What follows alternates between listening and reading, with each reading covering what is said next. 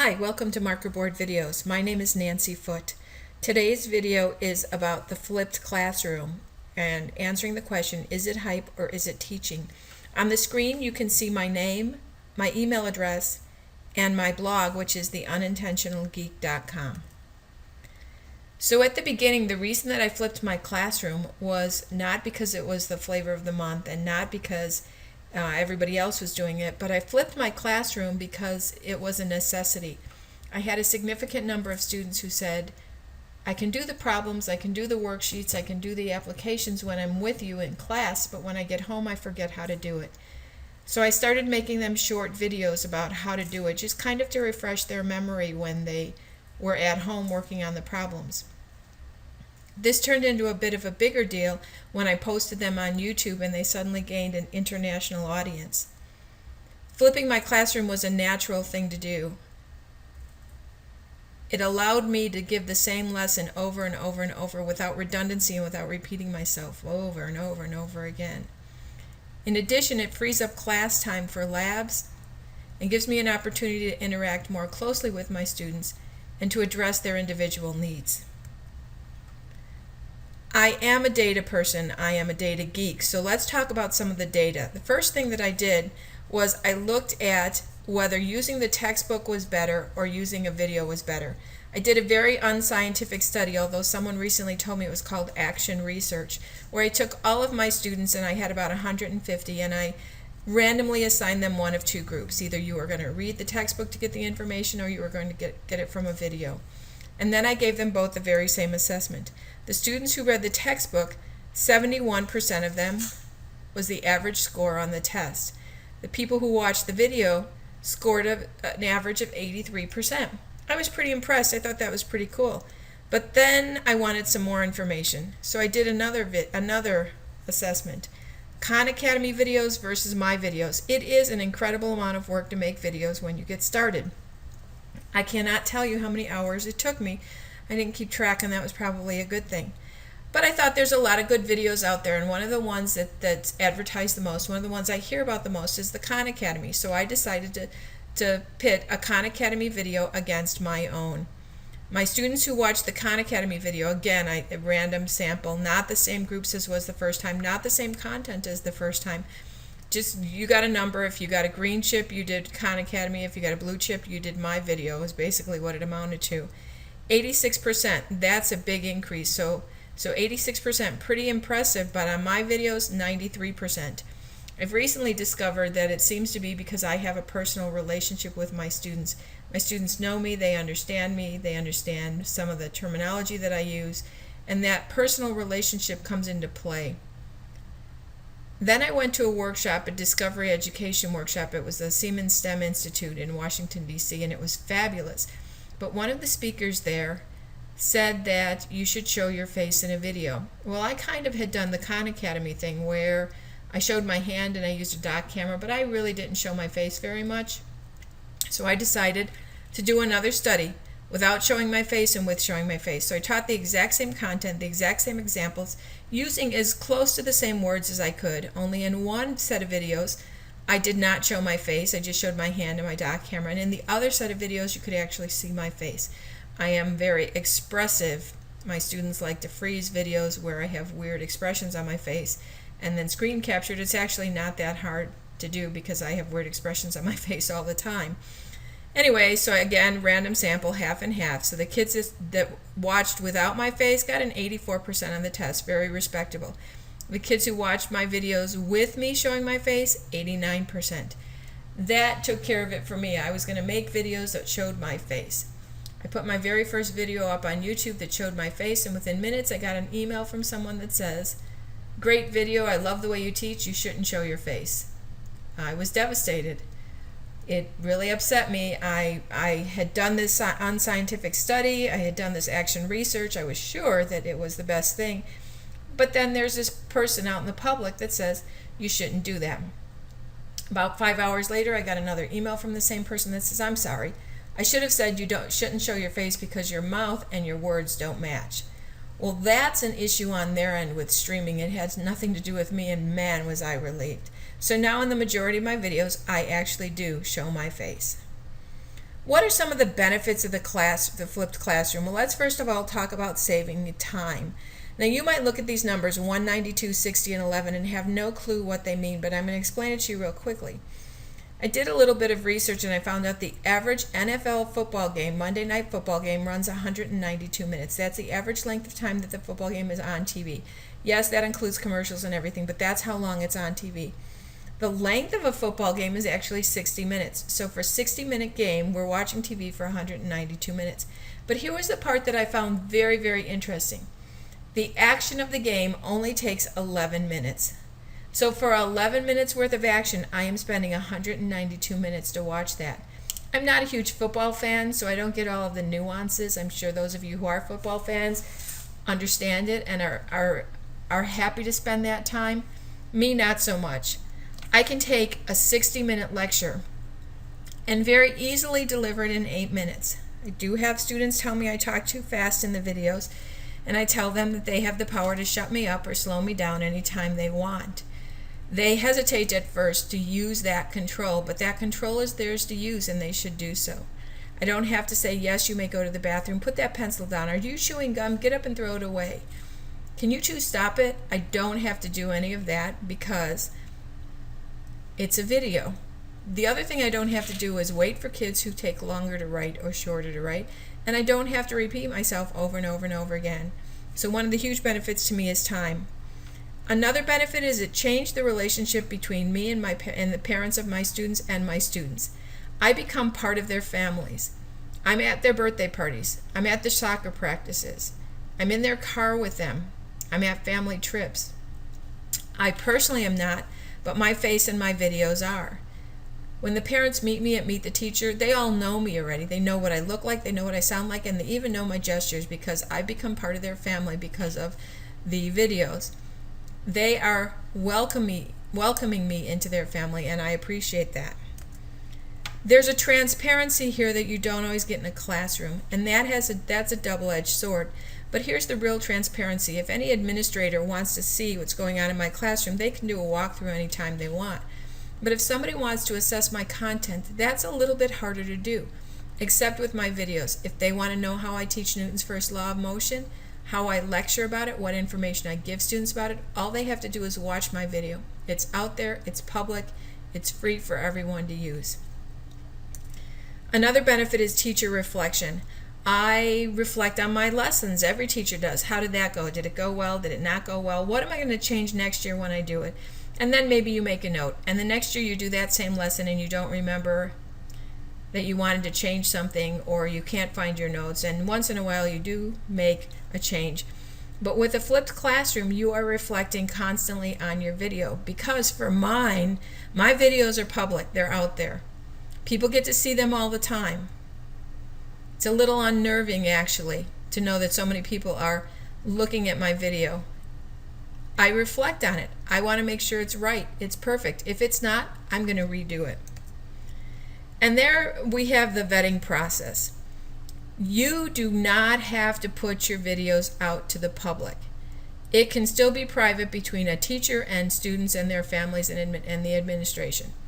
I chose to put mine out there. Mine are actually hosted on YouTube and Vimeo both.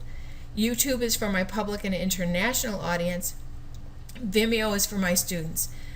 Vimeo is easier, it's cleaner, if you will. There's not as much to distract a kid. There's not things that say, hey, here's a good video you should watch next, or you want to see this puppy do a flip. That's not going to be on Vimeo. So when I send my students anywhere, I'm going to send them to Vimeo, not to YouTube. Not that there's anything wrong with YouTube, but it doesn't have that same power in my classroom as Vimeo does. I have a flexible lesson time. I don't have to give my lesson between 11:08 and 12:08 Monday through Friday. My students have extracurricular activities. A lot of them leave early at the end of class, end of school for sports. They can still have my lesson. They can have my lesson in the evening. They can have my lesson in the morning, at their lunch. They can have it at a football game. They can have it when they're waiting for their brother with swim practice. Whatever's going on in their lives, if they're sitting at the dentist's office, they can view my lesson then. It's totally up to them, and it's flexible. The pace of the learning is at the hands of the student. What that means is, as I said before, if you get it and you already understand Newton's first law of motion, you can fast forward through that video and make me talk very quickly and still get all the information. If you need more time to go over it, you can watch it again and again and again. You can slow it down, you can stop it, you can go back, you can go forward. Whatever you need to do, you can do. The pace of the learning is in the hands of the learner. It is no longer up to me, the instructor, to say, here's how fast I think you should learn this. Here's how fast you should listen, and here's how fast you should take notes. That is taken away from me and put it in the hands of the students. Anytime I'm absent from school, that's not a problem. It's as if I'm there. Heck, in fact, when I am there, half the time I walk around saying, does anybody need anything? You guys good? Any questions? Usually the answer is no, they don't need anything. Yes, they're good. They're fine. So I get to walk around and observe. I get to hear the questions they ask each other. I get to see how they're helping each other. I get to see how they're working out situations and problems. Most importantly, though, I get to learn about how they learn, and that helps me as an educator. I never had time to do that before I flipped my classroom. I was too busy imparting knowledge to them. What are some of the challenges? Well, one of the big challenges is time. As I said before, it does take a lot of time to flip your classroom. So what I recommend is you don't flip your classroom initially, you somersault your classroom. And by that I mean you find a video or two that's already made that you like, or you make one or two of your own, and you show it in class. At the beginning of every school year, I show my videos during class so that I can teach my kids how to watch a video. It's not just sit and get. They actually have to stop and interact with it a lot. It takes an incredible amount of time when you begin. So don't flip your whole classroom. Flip one unit. Flip one lesson every unit.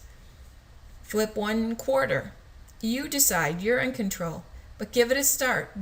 Most people can't flip. They can. Almost everybody can do a somersault. So do a somersault. Just start a little bit, but just get started. People worry that students won't watch the video, and that's true. Sometimes they don't. My videos are really very rarely longer than 8 or 10 minutes in length. If they have to, they can watch it at the beginning of class, when the class and I are going over some other important but not critically important information. And the other kids, the kids who watch the video, get to earn incentives from me during that time. And if you haven't watched the video, you can't. But that brings the whole honesty thing into play. Kids aren't always honest, and they don't always say, hey, I didn't watch it. I can usually tell because I usually have one or two things in my video that was not written on one of my boards and was not in the textbook. And I'll bring it up to see who knows what I'm talking about and who doesn't. The other thing is there's a new program that I've been using called Educanon, EDUCANON.com, which will actually import my video, and at any point that I choose in advance, it stops the video, asks the kids a multiple choice question. If they get it right, they move on. If they get it wrong, they go back to the beginning of the video, watch it again. The question comes up at the same point, but this time it's an open-ended question. The students are allowed to continue on once they answer that. I get to see, because they have to log on, I get to see who watched it, how long they watched it, what questions they had, etc.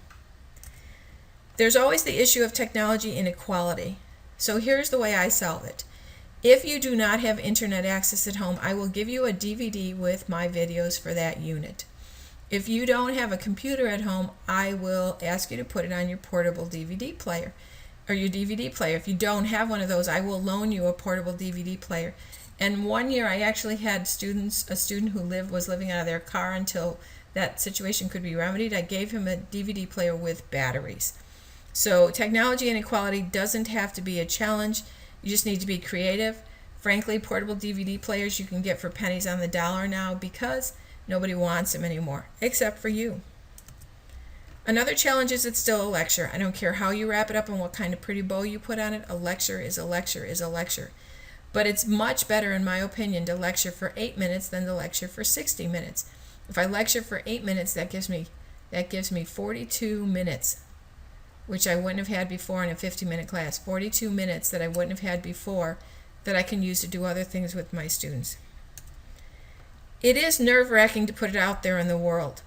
So if you're going to put your videos out there in the world, know that people are going to look at it, they're going to complain. You're going to get some haters. You're going to get some people who find issue with no matter what you do, even if it's a perfect video.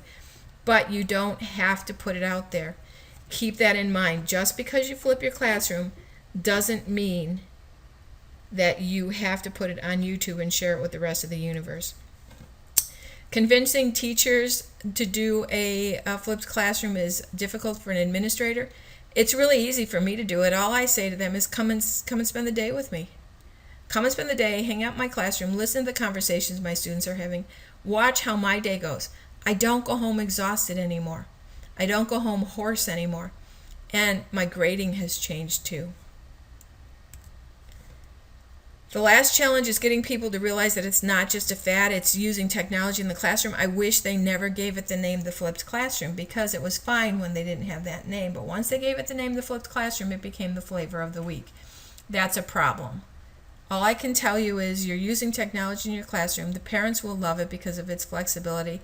Student achievement will go up, so administrators will love it, and teachers will save time in the long run, so teachers will love it. Give it a try. Again, somersault your classroom. Don't flip it if you're worried about that. So what kind of equipment do you need? You need some kind of recording device. It could be a camera, a smartphone, a tablet, whatever you have. You do need to invest in a tripod. A tripod costs anywhere as cheap as $15, $10 sometimes. Go to one of the Goodwill or the secondhand shops and see what you can find. Whiteboards. A lot of people buy their whiteboards at office or at Home Depot and have them cut. They use that shower board. I do not recommend that. I found that gives off an odor that's just horrendous, and it takes a very long time for it to go away. The boards are difficult to write on. I actually invest in marker boards. Dryerase.com is where I got mine. I get the 24 by 24 inch boards, and they work perfectly. Time is always going to be an issue, but you invest time in the beginning and you get paid back dividends over and over and over again. So one of the things that has been recommended is one-take videos, and one-take videos are videos that are not edited. So if you don't have editing software, this works really well, and that's a big benefit of a one-take video. One-take video is good as long as the information is correct, and the presentation doesn't really matter. It doesn't matter whether you're sitting in your classroom, sitting in your backyard, working out of your office, wherever you are, whatever you're doing, whatever background it is, it's not a big deal. Here's some things teachers shouldn't get hung up on. The quality of the video. We're talking about how important the content is, not if it's HD or not. They shouldn't get hung up on their makeup or hair that day. A lot of teachers say, oh, I can't do it. I look horrible. I look horrible today. Well, guess what? However you look today, your students have been looking at you all day and you look just the same, so there should be no problem. And the lighting. You want it to be adequately lit so students can see what you're doing, but other than that, you don't need professional lighting at all. That's one of the things teachers tend to get bothered by. It's a little dark, it's a little light. You know what? It's better than nothing. I have a YouTube channel. That QR code will take you to my YouTube channel, and I want to share some of the data with my YouTube channel with you. This is the last 30 days, and in the last 30 days, my videos have had about 33,000 views, 131,000 minutes watched. I'm just amazed by that. And you can go down and you can see each of my individual videos that I have right here, the number of views and the estimated minutes watched. So my metric system video has been watched 97,000 minutes. That's an incredible amount of time. In addition to just the cool factor, imagine all the math you can have your kids do with this. That's 74% of my videos that are watched are metric system video. This is overall for the year. I'm sorry, for lifetime. This is my lifetime. And that number has since changed. It's no longer 567,000 views and 1.2 million. But in terms of number of minutes, metric system is still running away with it. And by the way, I just put the metric system video up a year ago. Want to look at a nice exponential growth? Let's look at this. I think this is a pretty cool exponential growth. You can always tell what month it is and what's going on in the schools and the colleges and the universities by my views. A lot of community college students watch my videos. They'll start out in August and I'll get a pretty little peak. Get a huge spike in December when it's finals. A little peak in January when a new semester starts, and a huge peak in May. It's very quiet over the summer normally. It's interesting to me to see where my viewers are coming from, how old they are, what gender they are. It's also a good lesson for your students in digital citizenship. So here's where you can download my white paper on classroom innovation. Again, my name is Nancy Foote. My email is there and my website is there. If you have any questions about the flipped classroom, please don't hesitate to contact me and let me know. Have a great day.